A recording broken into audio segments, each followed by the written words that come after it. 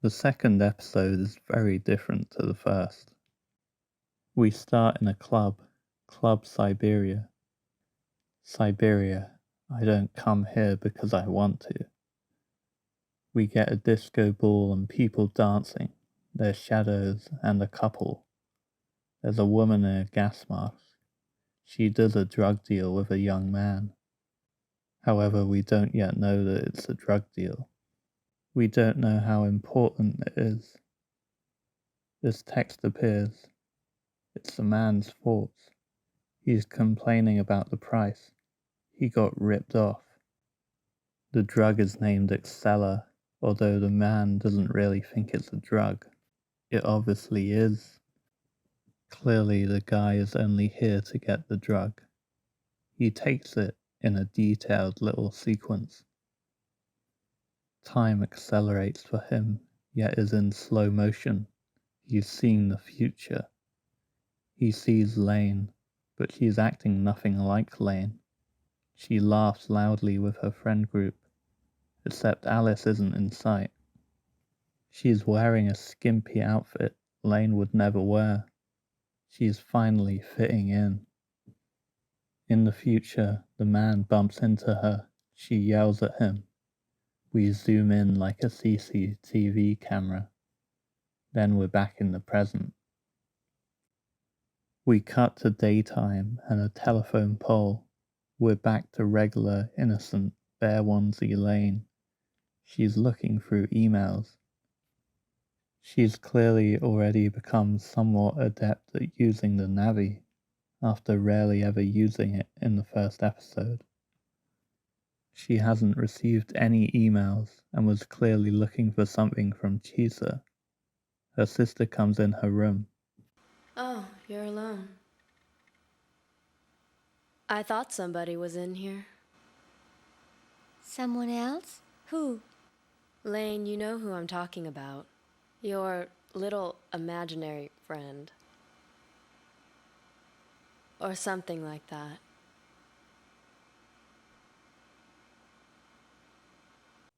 She's probably referring to Chisa as Lain was talking out loud to her in the previous episode. Unlike her parents, her sister at least cares enough to notice what Lain is doing. They don't seem very close, however, and there's no warmth or love in her voice when she speaks to her. Lain leaves to go to school. There's a strange man watching her. She tries to ignore him at first, but gets creeped out and runs away.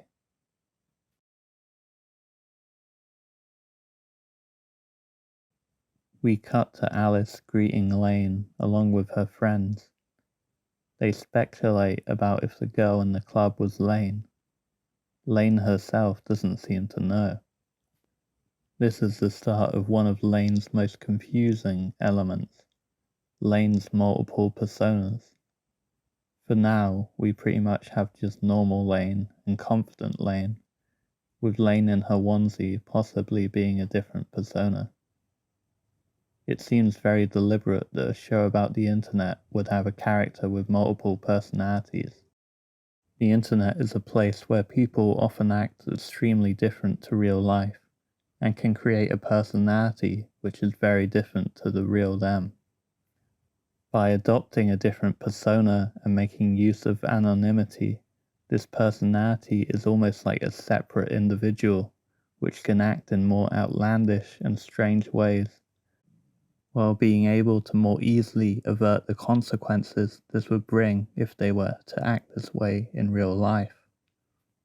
Alice seems to be the only one that likes the real Lain, while the other two prefer this artificial, confident, cool Lain. They want Lain to go to the club with them to test if they really are the same person, while Alice wants Lain to go because she thinks Lain will have a good time and enjoy herself for once. Raker suggests that Lain may even find someone nice, referring to her possibly finding someone who has an interest in her. Again, we have the idea of connections.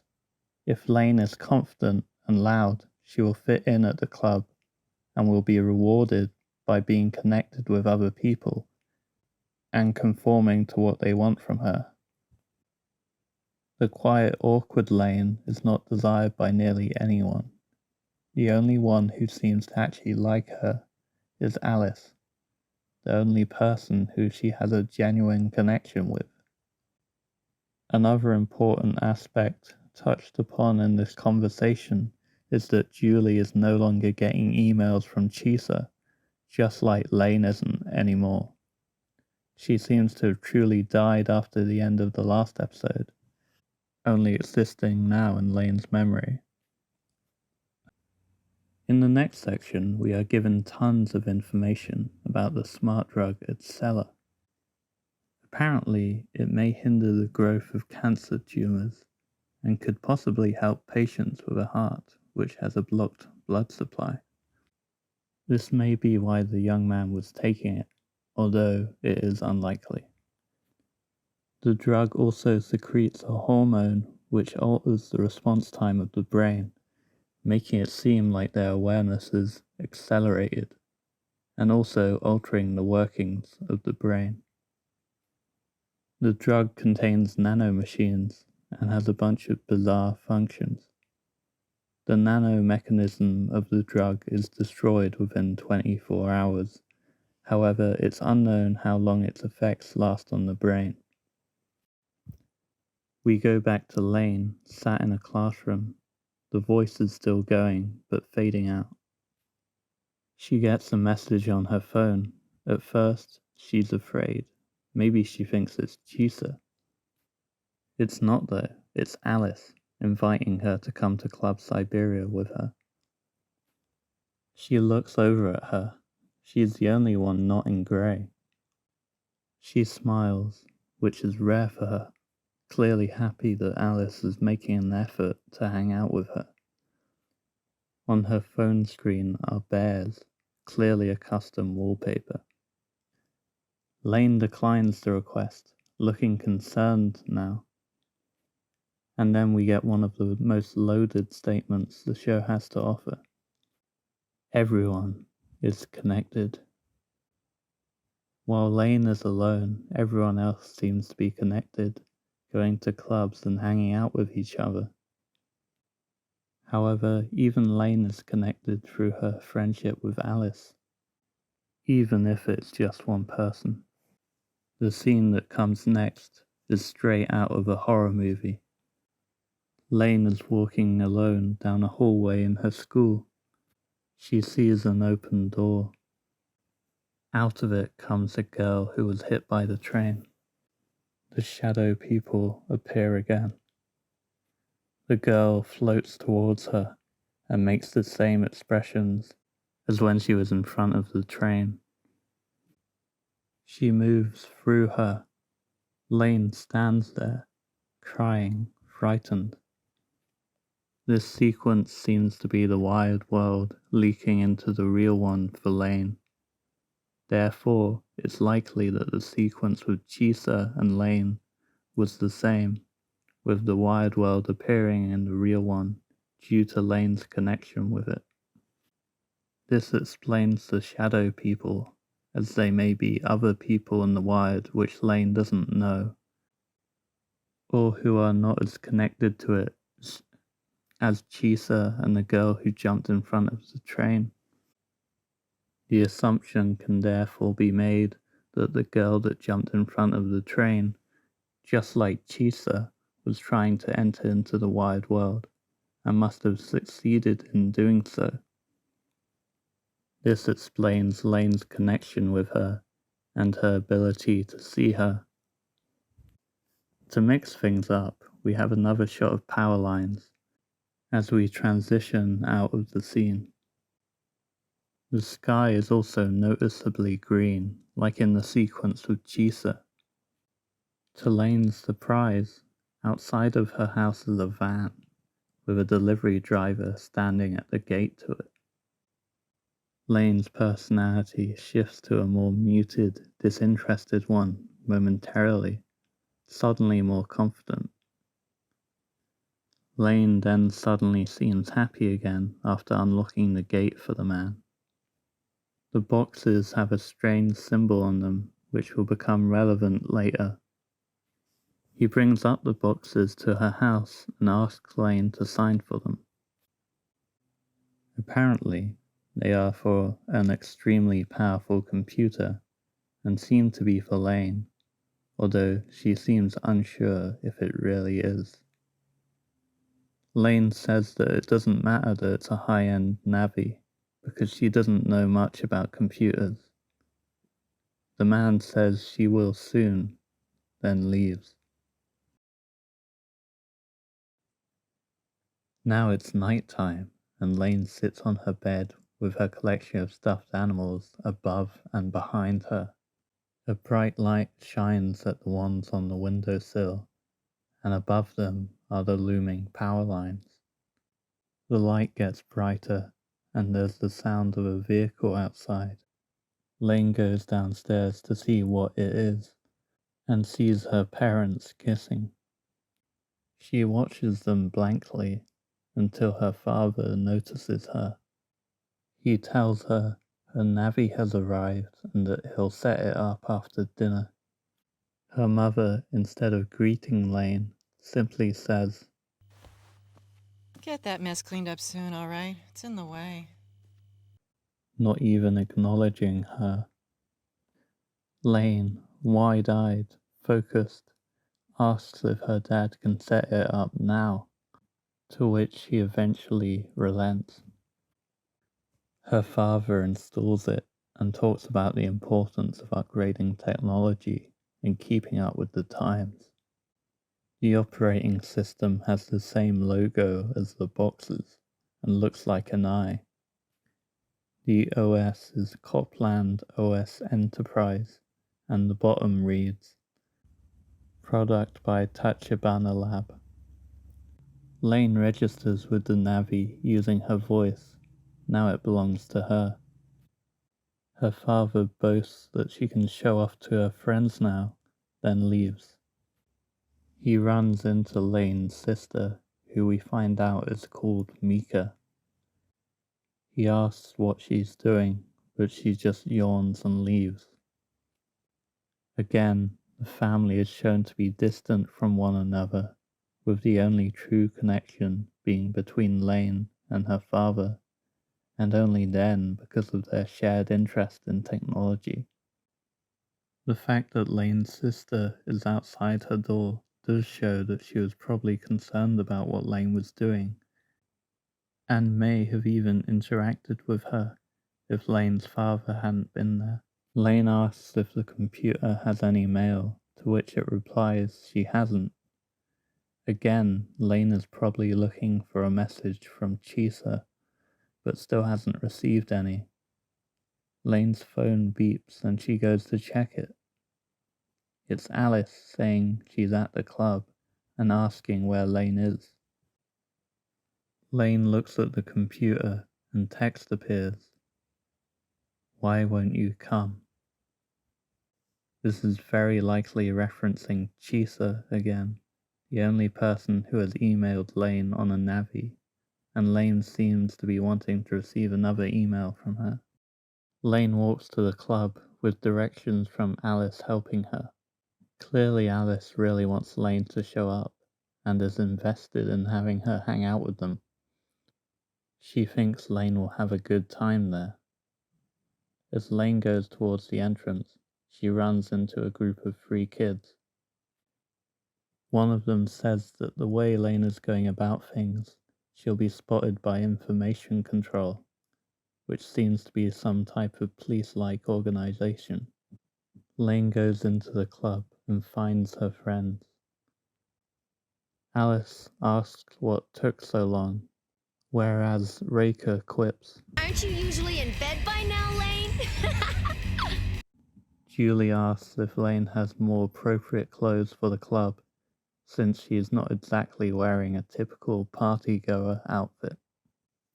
Both of these go to show that Lane is severely out of her element, and that she's very different to the confident Lane the group saw.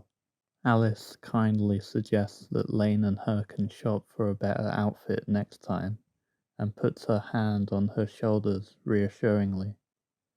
The group talk about how the Lane from before clearly must not have been Lane, and we get a shot of the man with the baseball cap from the beginning. The group talks about the other Lane again, and how much more confident she was. Lane, looking the most miserable she has ever looked, says, And that person really looked that much like me? Yeah, it's true. I thought it was really you. Oh. Then there's a gunshot. People run away, fleeing, no longer dancing. Julie falls to the ground. Lane stays still, petrified. She looks at the blood and the two dead women in front of the shooter. He's the man in the baseball cap who took the drug in the beginning. Alice tells Lane to get out of there, but she just stays still. Alice, risking her own life, runs over to Lane. The man pants heavily, then notices her. He aggressively asks what she's looking at. Alice tries to get Lane to snap out of it, but she's just watching the blood move. The shooter himself tells them to just get out of there, clearly having lost control of himself before. A spotlight shines on the pair of them, and Lane and the shooter stare into each other's eyes. Clearly something has changed now. The man screams and rambles, basically trying to dissociate himself from the situation. To end off his rant, he says that the wired can never interfere with the real world. This is something we have categorically been shown to be false, with the ghost of the girl who was hit by the train appearing, and Chisa appearing in front of Lane. Lane knows what he is saying is wrong, and she's not about to listen to it. Suddenly, her personality completely shifts.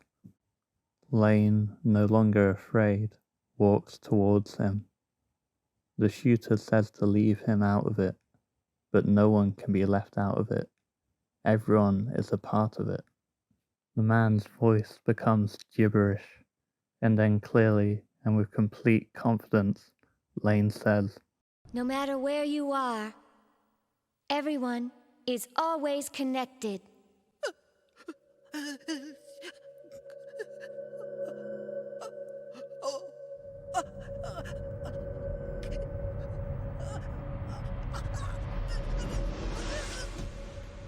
the man shoots himself, covering Lane in his blood. Lane simply just observes him, lying dead on the floor. End of episode.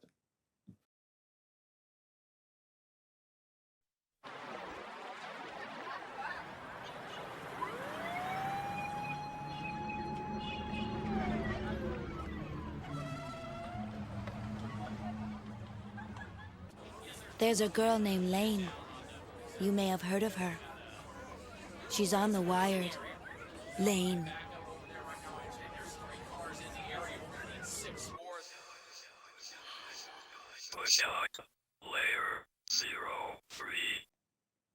To start this episode off, we have Alice and Lane coming out of the club with the police outside.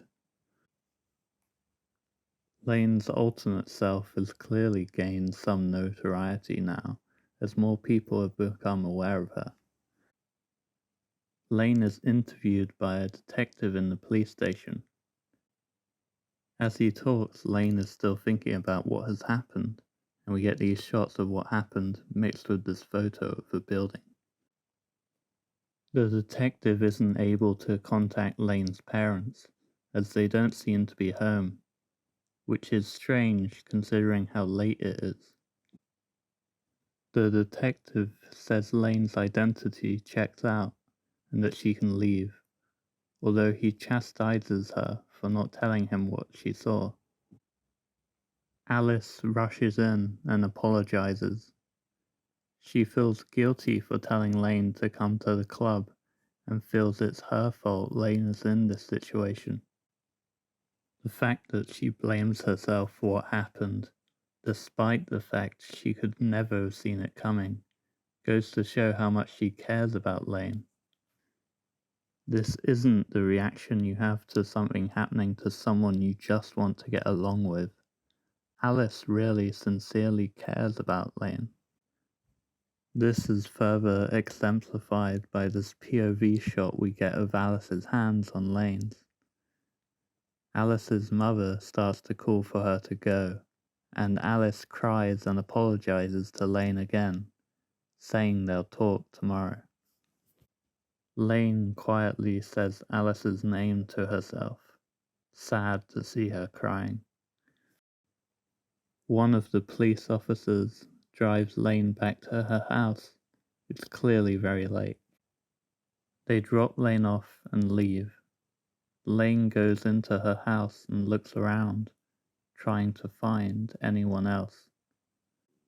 She knocks on her parents' room and, receiving no response, goes in to find their beds empty. This is a hint at a major reveal later in the show, which I won't spoil now, but which you can probably guess at. Lane goes out of the room, and we get this ominous shot of Lane in the hallway, surrounded by darkness, becoming smaller and smaller. There's no one around to support Lane. She has to cope with what she experienced on her own without any help.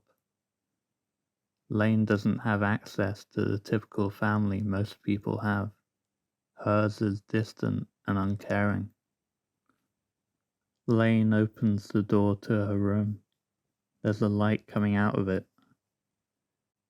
It's the Navi, already turned on.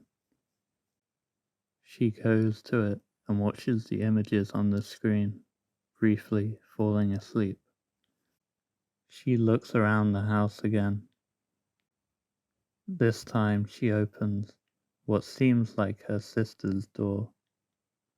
In this instance, instead of getting a shot of an empty bed, we just get one of Lane's eye looking through the door. I believe if she is checking on her sister's room, that her sister is simply sleeping and Lane does not want to wake her. Based on information from later on in the show, I believe this would make more sense than her sister being absent, like her parents. Lane goes back to her computer. She checks if she has any messages. She still doesn't.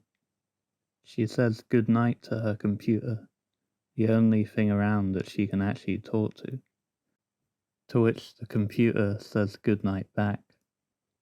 Clearly it's more sentient than Lane first assumed. Lane goes to sleep in her bear onesie. Her stuffed animals watch over her as she sleeps.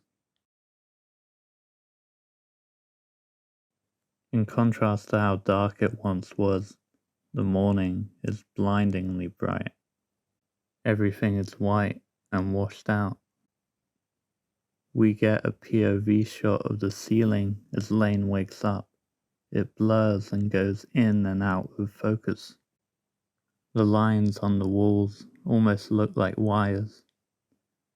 Lane goes downstairs, and of course her mother is just the absolute worst. Don't you think it's embarrassing to oversleep and be late for school? I'm sorry. Last night, Ma? What? Never mind. It's nothing. Most people would be able to turn to their parents for emotional support after the incident Lane experienced. Lane, however, is unable to. The only person she could be open with about it is Alice. Lane's mother is shown time and time again to lack any stereotypical motherly traits. She is cold and uninterested in Lane. Lane goes out and walks to school. Outside is a strange black car with tinted windows. A red light appears in one of them, like the laser sight on the gun from before. Lane watches it in surprise, then breaks into a run. We cut to her on the train. Lane starts to hear a strange voice. It tells her she is not alone. Lane's connection to the wired world is getting stronger, and the voices she hears are becoming more distinct. Lane gets to the school, where in her class a group of girls are discussing the club incident. Instead of being horrified by it, they discuss if the shooter was cute or not, completely disregarding the fact that people died and that they too could have been killed. Alice sees Lane and greets her cheerfully. Julie asks if Lane got into any trouble, to which Reika replies, It's not like it was our fault, Julie. this is the polar opposite reaction Alice had, where she felt fully responsible because she asked Lane to go to the club with them.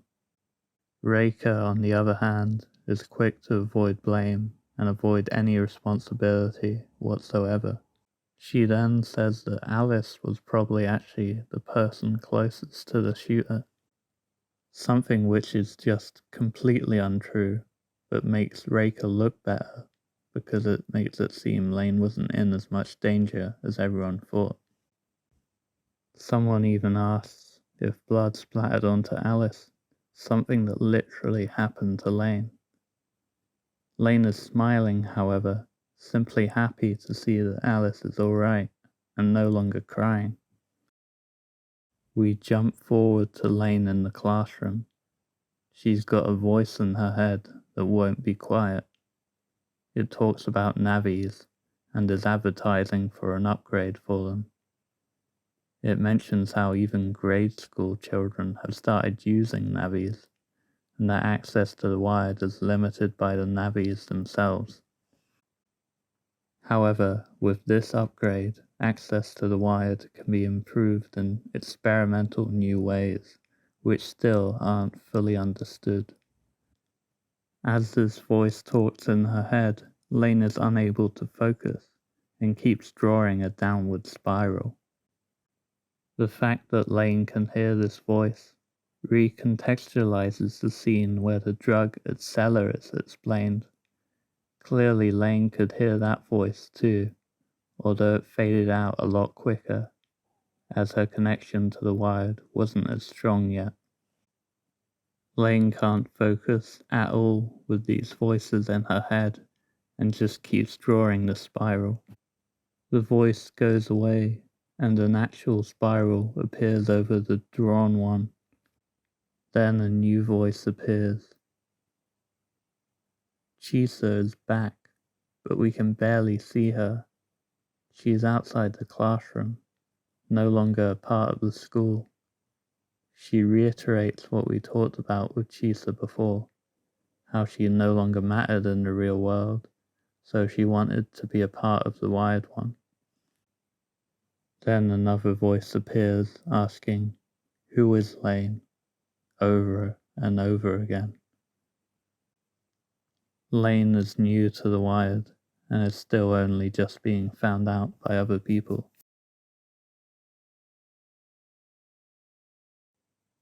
Now we're outside the classroom.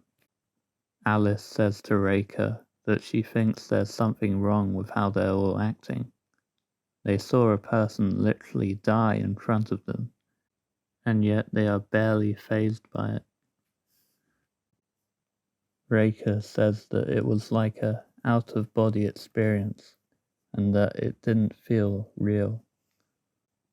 Julie agrees with Reika and says that maybe Alice shouldn't take it so seriously. Alice says that the problem is that they can't take it seriously whatsoever. This is a generation of kids numb to these events, living through the wired. In a world where these computers exist and anything is available through a screen, reality feels less real. When you're subjected to all sorts of things on a computer, seeing them in real life is less impactful. Your brain is used to the images. While the three of them were talking, Lane opened her locker and pulled out an envelope. Alice sees her do this and excitedly asks if it is a love letter. Lane says it's not even entertaining the possibility that it would be. Raker takes the letter from Lane and opens it, despite Alice reprimanding her. Inside is the upgrade for the Navi that was just advertised to Lane. Lane doesn't know why it's in her locker. Julie remarks that she knew it wouldn't be a love letter, and the scene ends. Lane walks home, the sky yellow. Suddenly she stops and pulls out the upgrade. She starts walking, then stops again. All of a sudden, she says the name of the upgrade without knowing what she's saying. 부술게.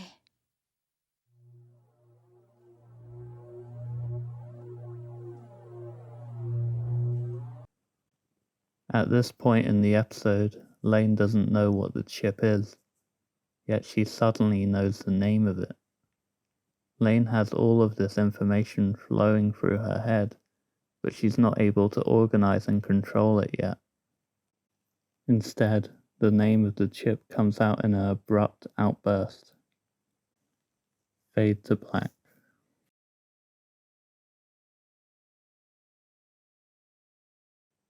Next, it's nighttime, and we get a very bizarre and important scene. Lane hears a ton of voices, one after another. The first says, "It's not a secure program. Some hacker got into my voicemail this morning. I can't believe it."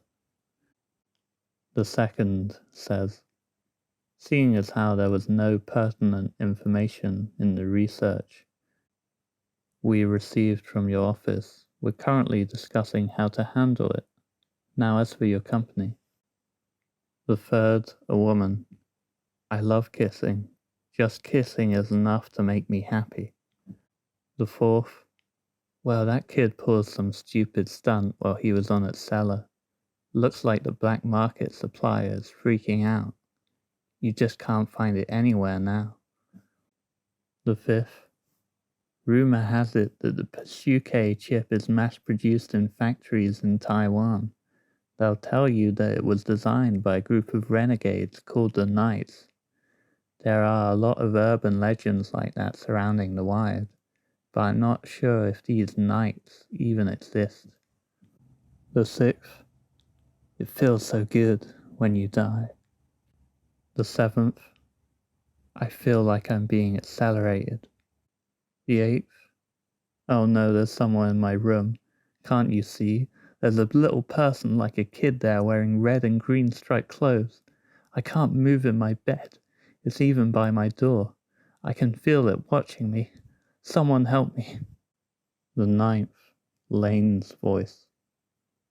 "I have a picture of you with your lover. I just want to do business. What do you say? If you don't buy, I'll leak this JPEG to your company's server. You'll be famous all over the Wired." The final voice is Chisa's.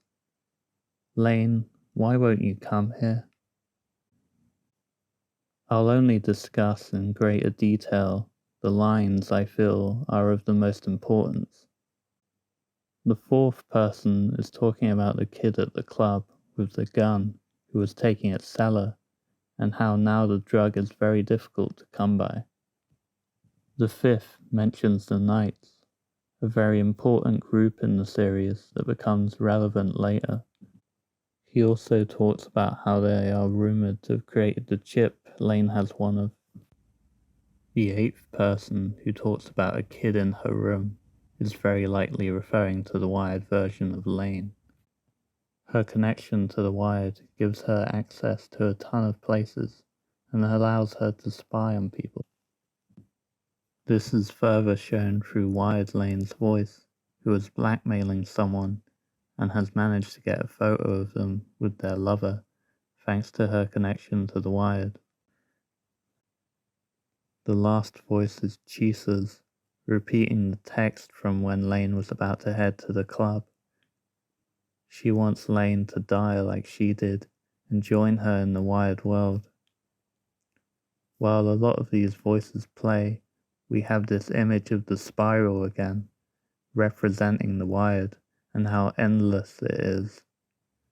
A vast expanse of everything and nothing. Lain has new mail. Suddenly her father enters the room. He asks if she has used her new navy. Lain doesn't reply, and he asks if something is wrong. This expression of concern is nice and very different to the mother's attitude. Lain holds out the Pashuke and asks if he knows what it is. His attitude changes, and he says he doesn't before trying to leave. She says she thought he would know, and for the first time calls him Daddy, acting like the young girl she is. He says he doesn't and leaves. Lain takes a look at her computer, then comes to a decision. She opens the gate to her house and goes out, looking for answers. She sees the black car still parked outside her house. This time there's 2 red dots instead of 1. She runs away. Now she's outside Club Siberia. This is not the type of environment Lain is used to, and she clearly has a reason for coming here. Inside the club, a man recognizes her. He says she hasn't been around for a while and that everyone is looking for her. He's clearly only familiar with the confident Lain. Lain doesn't recognize him, and after speaking for a bit, he leaves. Lain sees the group of 3 kids from before. She goes over to them and shows them the chip. The kid with goggles is impressed and mentions that it's a genuine Pashuke. Lain asks what it does. The kid says that if he had it, he would have full access to the wired. Lain says she still doesn't know how to use it. The girl calls her lame, and the other kid asks if he could buy it from her. The kid with goggles calls him a moron and tells him that tech like this you can't buy. This shows how important and rare this chip is. Lain talks about how she has the newest model of Tachibana after being asked. All 3 of them seem to be interested in navies and are impressed. The spiky-haired kid talks about how to open up the computer and install it. Lain smiles, happy to know the information, then turns to leave. The kid with goggles tells her to hold it, and that information isn't free, both in the wired world and the real one. He seems to be the leader, and we find out his name is Toto. Toto recognizes Lain and says her name. He says he saw her once in the wired, and that Lain acted completely different. Logged on the wired? You were different. Nothing like the way you seem now. There's nothing unusual about taking on a different personality in the wire than the one you have in the real world. It's pretty much expected, but yours are like total opposites. No way! And weren't you also in the club at the same time when those stupid shootings happened? So what are you planning to do now? What do you want me to do for you? Go out on a date with me. Moron. Mew Mew, quiet, but not like you are now. I want the wild Lane. I'm only kidding, girlfriend. But hey, if you ever feel like going out sometime... What the hell are you talking about? Mew Mew, chill out. Forget about it, you're just jealous. Jealous? Jealous, right. I've tried to keep this video mostly balanced and analytical, but I'd be doing myself a disservice if I didn't mention how much I despise this kid. Anyway, the group leaves and Lain watches them, looking strangely serious. Her standing up for herself is rare, and she seems a lot stronger here. We cut to daytime and Lain's sister, Mika. She walks past the black car, no red lights in it. In front of her front door are two men in black. She asks them what they're doing. They turn around, revealing strange eyewear on their faces. In the middle is a red dot, which explains the red lights in the car window from before. One of the men tells her not to say that she saw them and to just move along. Mika says she'll call the police. The other man tells her to go ahead, but there's nothing she can say to them because they were never even there. Then they walk away. Mika, in contrast to Lane, has a lot more backbone and won't hesitate to stand up for herself. We go inside of the house and hear Mika telling her mum to call the cops if they show up again.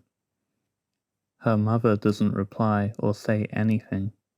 Mika frustratedly goes upstairs. She checks on Lane in her room and asks what she's doing. She's taken apart her Navi and is installing the Pashuke. As the two of them talk, something strange happens. What are you doing? Why are you dressed like that? Oh, it's for static electricity. They say the only way to really prevent it is to take your clothes off. Huh? You gotta be kidding. Welcome home, big sister. Lane's got a new personality, an ideal little girl who always smiles and greets her family. The shot is filled with static, like the one of the confident Lane. Mika has started to see this fake version of Lane, which has just been born. This fake, non-socially awkward Lane, who's always cheerful and friendly. Yet another personality other people want more than the real Lane. End of part 1.